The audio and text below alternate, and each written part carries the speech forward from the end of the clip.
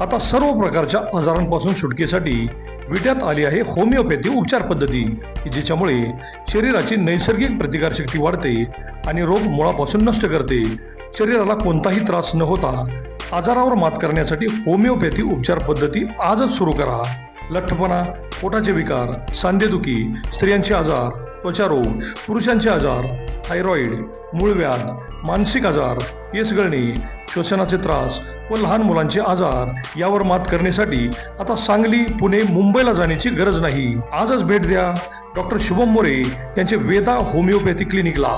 आमचा पत्ता doctor Shubham S More, जिवाळा बिल्डिंग, तळमजला, गाळा नंबर 1, खानापूर रोड, विटा, तालुका खानापूर, जिल्हा सांगली. संपर्क 95 61 65 18 19 82 089 15 813.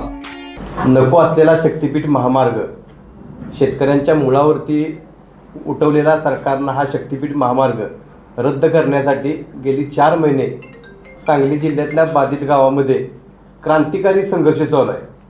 या संघर्षामध्ये शेतकऱ्यांचे लोकनेते खासदार राजू शेट्टी साहेब खांद्याला खांदा लावून शेतकऱ्यांच्या बरोबर लढत आहेत. विटा प्रांत कार्यालय, विटा तहसील कार्यालय, कडेगाव प्रांत पोलीस तहसील कार्यालय या कार्यालयावरती मोर्चे काढल्यानंतर प्रसंगी नेवरी ते घोगाव पायी आत्मक्लेश शक्तिपीठ महामार्ग विरोधी पदयात्रा काढल्यानंतर नेवरी गावात खून लो लेकिन खेती मत लो असा नारा देत शेतकऱ्यांनी प्रसंगी स्वतःचं रक्तदान देत शक्तिपीठाला तीव्र कडाडून विरोध केलेला आहे. शक्तिपीठ महामार्ग हा शहरी केंद्रीकरण, ग्रामीण संस्कृती संपवणारा मार्ग आहे. नागपूरपासून गोव्यापर्यंत जाण्यासाठी हा मार्ग आहे. मधल्या गावांचा, खेड्यापाड्यांचा विचार ह्या महामार्गात केलेला नाही. म्हणून बळीराजाची संस्कृती संपवणारा हा महामार्ग नसावा आणि हा महामार्ग रद्द करावा. यासाठी जो संघर्ष चालू आहे त्यातली पुढची स्टेप म्हणून दिनांक 21 ऑगस्ट रोजी सांगली जिल्हाधिकारी कार्यालय येथे खासदार राजू शेट्टी या ठिकाणी साहेब, आमदार जयंत पाटील, विश्वजित कदम, आमदार बंटी पाटील, त्याचबरोबर आमदार रोहित पवार, रविराज साबळे पाटील अशा शेतकरी चळवळीतल्या व राजकीय सामाजिक जीवनातल्या सर्वांनाच घेऊन एक विराट एल्गार मोर्चा आपण काढतोय. आजच्या या पलूस, कडेगाव, खानापूर तालुक्यातील शक्तिपीठ गावागावातील प्रत्येक गावातील प्रमुख सदस्य या आजच्या पत्रकार परिषदेत आलेले आहेत. घोगाववरून, नेवरीवरून, भाळवणीवरून काही माता भगिनी शेतकरीसुद्धा ह्या पत्रकार परिषदेला आलेल्या आहेत. या शेतकरी परिषदेमध्ये, मोर्चामध्ये शेतकरी शेळ्या, मेंढ्या, बैलगाड्या घेऊन त्या मोर्चाला येतील. शासनानं जागं व्हावं. दिल्लीतला जो संघर्ष आहे त्यामुळे सरकार फक्त राजीनामा ह्या ठिकाणी शिक्षण मंत्री धर्मेंद्र प्रधान यांचा झाला. शक्तिपीठनं जर तुम्ही अजून जर जागं झाला नाही तर शक्तिपीठ हा क्रांतिकारी तालुक्यातून जातोय. या ठिकाणचे सर्वच नेतृत्व क्रांतिकारी आहेत.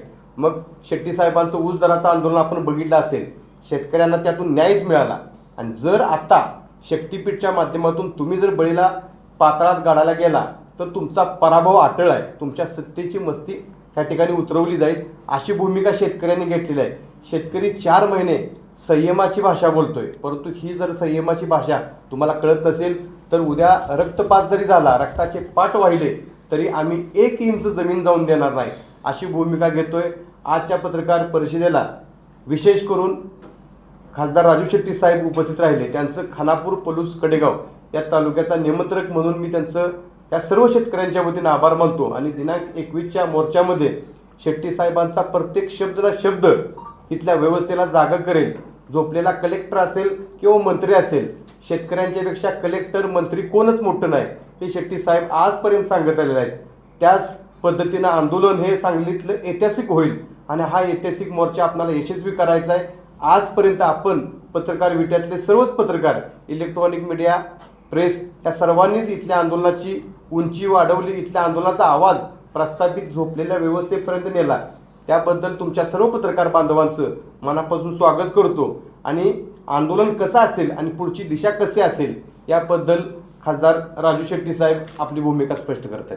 गरज नसलेला शक्तिपीठ महामार्ग केवळ भ्रष्ट मार्गानं या महामार्गाच्या बांधणीतून 50 ते 60 हजार रुपये 60,000 कोटी रुपये काढायचे या उद्देशानं या महामार्गाचा मुद्दा रेटण्याचा प्रयत्न सरकारकडून होतो आहे आणि म्हणून पायाभूत सुविधांची गरजच असेल तर कदाचित शेतकऱ्यांनी त्यागाची भूमिका घेतलीसुद्धा असते, परंतु त्याची काहीच आवश्यकता नाही. कारण या रस्त्याला समांतर असणारा नागपूर रत्नागिरी या राष्ट्रीय महामार्गाचा कोल्हापूरपर्यंतचा भाग हा बरोबर समांतर राहतो आणि तो नुकताच बांधून पूर्ण झालेला आहे आणि तो क्षमतेच्या केवळ 25%च वापरला जातो. शिवाय भविष्यामध्ये जर त्या रस्त्यावरची वाहतुकीची वर्दळ वाढली, ट्रॅफिक वाढलं तर त्याचं रुंदीकरण 8 पदरी करता येईल एवढी जमीन आधीच घेऊन ठेवलेली आहे. मग असं असताना त्या रस्त्याला समांतर असा दुसरा रस्ता काढायची काही एक आवश्यकता नव्हती, परंतु मी सुरुवातीला सांगितलं त्या पद्धतीनं 40 ते 42 हजार कोटी रुपयेमध्ये 856 किलोमीटरचा रस्ता सहजगत्या पूर्ण झाला असता. कारण राष्ट्रीय महामार्ग प्राधिकरण आता अनेक ठिकाणी 1 किलोमीटरला साधारणपणे 50 ते 51 कोटी रुपये खर्च करून 6 पदरी रस्ता, अगदी एक्सप्रेस रस्तासुद्धा बांधतं आहे. मग शक्तिपीठ महामार्गाला 1 किलोमीटरला 6 पदरीला 117 कोटी रुपये कसा काय, या प्रश्नाचं उत्तर मिळालं पाहिजे.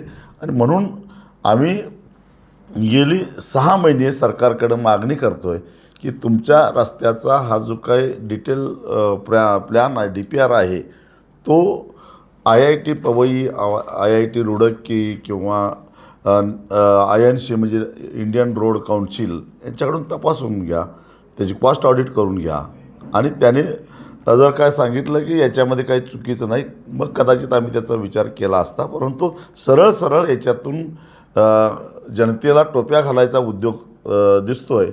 आणि सगळ्यात संतापाची गोष्ट म्हणजे हे जे 1,10,000 कोटी रुपये खर्च करून हा रस्ता बांधला जाणार आहे, त्यातला 1 रुपयासुद्धा सरकारचा असणार नाही. सरकार फक्त भूसंपादनापुरतं थोडीफार तरतूद केली आहे, परंतु ते सुद्धा नंतर सरकार परत घेणार आहे. आणि या मंजुरीच्या आधारानं, DPRच्या आधारानं वेगवेगळ्या ज्या कंपन्या पुढे येणार आहेत त्या कंपन्यांना बँका पतपुरवठा करणार आहेत आणि त्या बँकांनी दिलेल्या कर्जातून तो रस्ता उभा राहणार आणि त्यानंतर त्या रस्त्यावरून जे प्रवास करणार आहेत त्या प्रवाशांनी टोलच्या रूपानं ते कर्ज भरायचं आहे. अशी ही साधी सोपी सुटसुटीत अशी ह्याची स्थिती आहे. म्हणजे एकतर सरकारला यात काही घालायचं नाही आहे, पण तो सगळा आवाच्या सवा वाढवून दिलेला जो खर्च आहे तो खर्च जनतेनं सोसायचा आहे टोलच्या रूपानं आणि तो गरजही नाही. राहिला मुद्दा कोल्हापूर ते गोवा 7 रस्ते आत्ता सध्या अस्तित्वात आहेत, 8व्या रस्त्याची गरजच नाही. म्हणजे नागपूर ते कोल्हापूरपर्यंत एक जो रस्ता आहे तो पुरेसा आहे, तो पूर्ण क्षमतेनं वापरला जात नाही. आणि दुसरा जो रस्ता आहे, दुसरा गोव्यापर्यंत जाणारे 7 रस्ते कोल्हापुरातले जे आहेत ते असताना 8व्याची गरज नाही. मग असताना या महामार्गाचा हे रेटायचं कारणच काय? काही उद्योगपतींना गडचिरोली असेल किंवा गोंदिया असेल या ठिकाणी बेकायदेशीर त्या वनक्षेत्राची तोड करून, जंगल तोड करून तिथं जे काय खाणी सुरू केलेल्या आहेत त्यातला माल एक्सप्रेस रस्त्यानं गोव्याला त्यांच्या मालकीच्या असणाऱ्या पोर्टवरनं निर्यात करायचा आहे. म्हणून एका उद्योगपतीसाठी 12 जिल्ह्यातल्या शेतकऱ्यांना वेठीस धरता का? सांगली, कोल्हापूर आणि सातारा या जिल्ह्याला पुराच्या खाईत लोटता का? हा साधा मूलभूत आमचा प्रश्न आहे. आणि म्हणून या शक्तिपीठ महामार्गाला आमचा निश्चितच विरोध कालही होता, आजही आहे, उद्याही राहणार. सरकार बदललं तरी राहणार, नाही बदललं तरी राहणार. म्हणजे याच्या पाठीमागे काय राजकारण असायचं काय कारण नाही आहे. आणि म्हणून या मुद्द्याशी आम्ही ठाम आहोत. 21 तारखेला म्हणजे 21 ऑगस्टला सांगली जिल्हाधिकारी कार्यालयावर सांगली जिल्ह्यातल्या शेतकऱ्यांची काय भावना आहे हे सरकारला कळावं, जनतेला कळावं, या उद्देशानं शक्तिपीठ महामार्ग रद्द करा या मागणीसाठी एक विशाल मोर्चाचं आयोजन केलं आहे. सकाळी 11 वाजता क्रांतिसिंह नाना पाटलांच्या पुतळ्यापासून ते जिल्हाधिकारी कार्यालयापर्यंत हा मोर्चा जाणार आहे. त्याच्यामध्ये आमदार जयंत पाटील असतील, आमदार विश्वजित कदम असतील, आमदार बंटी पाटील साहेब असतील, ही सगळी मंडळी म्हणजे हा मोर्चा कुठल्या एका पक्षाचा नाही, कुठल्या आघाडीचा नाही. हा मोर्चा सांगली जिल्ह्यातल्या सर्वसामान्य जनतेचा आहे. जसा शेतकऱ्यांचा आहे तसंच भविष्यामध्ये त्या रस्त्यावरून प्रवास करणाऱ्या प्रवाशांचा सुद्धा आहे, कारण भविष्यात त्यांचेच खिसे कापले जाणार आहेत. त्यामुळं हा मोर्चा हा सर्वसामान्य जनतेचा आहे. येत्या आठवड्यामध्ये पुन्हा एकदा सरकार पोलीस बंदोबस्तामध्ये संयुक्त मोजणी करण्याचा प्रयत्न करणार आहे आणि म्हणून तो प्रयत्न हाणून पाडण्यासाठी, म्हणून एक इशारा देण्यासाठी म्हणून हा मोर्चा आयोजित केला आहे. ज्यांच्या जमिनी ज्या शेतकऱ्यांच्या जमिनी या रस्त्याच्या मध्ये जात आहेत ते सगळे शेतकरी पूर्ण ताकदीनं अगदी ठाम आहेत का? हो, 100% पूर्ण ताकदीनं आहेत. कारण 18 जुलैला आम्ही आषाढी एकादशीच्या पार्श्वभूमीवर, कारण 23 जुलैला मुख्यमंत्री येणार होते आषाढी एकादशीच्या महापूजेला. त्याच्या आधी मुख्यमंत्र्यांना महाराष्ट्रातल्या ह्या 12 जिल्ह्यातल्या शेतकऱ्यांच्या भावना कळाव्यात म्हणून, परंतु आषाढी एकादशीच्या याच्यामध्ये कुठं व्यत्यय येऊ नये, कारण येणारे भाविकसुद्धा म्हणजे वारकरीसुद्धा 80% शेतकरीच असतात. आणि म्हणून आम्ही 6 दिवस आधी 18 जुलैला वाखरी ते पंढरपूर असं एक पायी दिंडी काढून पांडुरंगाला साकडं घातलं की हा महामार्ग रद्द करा. हजारो शेतकरी त्याच्यामध्ये भर पावसात भिजत सहभागी झालेले होते. मला वाटलं होतं की एवढ्या भिजत दिंडी काढणाऱ्या शेतकऱ्यांची कुठेतरी मुख्यमंत्री दखल घेतील, परंतु हे मुख्यमंत्री म्हणजे संवेदनाहीन मुख्यमंत्री आहेत. त्यांच्या संवेदना बोथट झालेल्या आहेत, बधीर झालेल्या आहेत. ते विरोधी पक्षात असताना ज्या त्वेषानं जनसामान्यांच्या प्रश्नावर तुटून पडत होते, तो त्याचा कुठं अंशही आता त्यांच्या व्यक्तिमत्वामध्ये दिसत नाही. हे अत्यंत दुर्दैवाचं खरं आहे. वेळोवेळी शेतकऱ्यांनी आपली ताकद दाखवली आहे. यावेळीसुद्धा ज्याला ज्याला जमीन वाचवायची आहे, ज्याला ज्याला महापुरापासून सुटका करून घ्यायचा आहे, तो प्रत्येक माणूस, त्यानंतर भविष्यामध्ये पंढरपूरला जाताना ज्याला ज्याला टोलच्या माध्यमातून आपली लूट होऊ नये असं वाटतंय, त्या प्रत्येकानं या मोर्चामध्ये आलं पाहिजे असा आग्रह आहे. आणि तशी मानसिकतासुद्धा लोकांची झालेली आहे. खरं तर या संविधानानं आपल्या मालमत्तेचं रक्षण करण्याचा अधिकार प्रत्येक नागरिकाला दिलेला आहे. मूलभूत अधिकारापैकी एक तो अधिकार आहे.